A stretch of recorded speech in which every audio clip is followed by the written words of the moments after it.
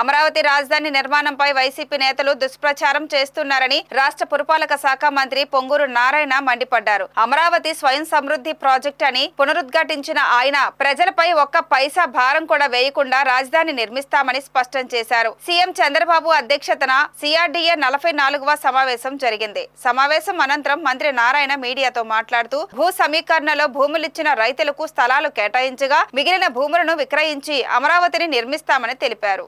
అప్పుడున్న central government norms అయితే కొంతమంది వచ్చి రిక్వెస్ట్ చేశారు, సార్ మేము కొంత బ్యాంకులను కట్టుకోగలం, మాకు ఒక బెడ్రూమ్ పెద్దదిండే కట్టన్నారు. కొందరు వచ్చి డబుల్ బెడ్రూమ్ హౌసెస్ కట్టండి సార్, మీరు ఇచ్చే సబ్సిడీ కాకుండా మిగతాది మేము కట్టుకుంటాం అన్నారు. అంటే కేంద్ర ప్రభుత్వం 1.5 లాక్ ఇచ్చింది, రాష్ట్ర ప్రభుత్వం 1.5 లాక్ ఇస్తూ ప్రతి హౌస్ కి 90,000 మళ్ళా ఇన్ఫ్రాస్ట్రక్చర్ కి ఇచ్చింది. అంటే 3,90,000 కేంద్ర ప్రభుత్వం రాష్ట్ర ప్రభుత్వం కలిసి ఇచ్చేటట్టుగా ఆ రోజు డిసైడ్ చేశాం. 3,90,000 అందులో 1,90,000 కేంద్ర ప్రభుత్వం, మిగిలింది రాష్ట్ర ప్రభుత్వం. అయితే దానిపైన ఎంత పడితే అంత వాళ్ళు కట్టుకునే విధంగా యాక్చువల్ గా నిర్ణయించాం. ఆ రోజు ప్రకారం అయితే 300 చదరపు అడుగుల వాళ్ళకి 2,65,000 బ్యాంకులను ఇప్పించేటట్టుగా, 365 వాళ్ళకి 3,15,000, 430 చదరపు అడుగుల వాళ్ళకి 3,65,000 ఇప్పిస్తే నిదానంగా కట్టుకునేటట్టుగా చేశాం. కానీ గత ప్రభుత్వం వచ్చి ఈ మొత్తాన్ని గందరగోళం చేసింది. గందరగోళం చేసేసి ఉన్న అంటే ఏదైతే టెండర్లు పిలిచామో 4,54,000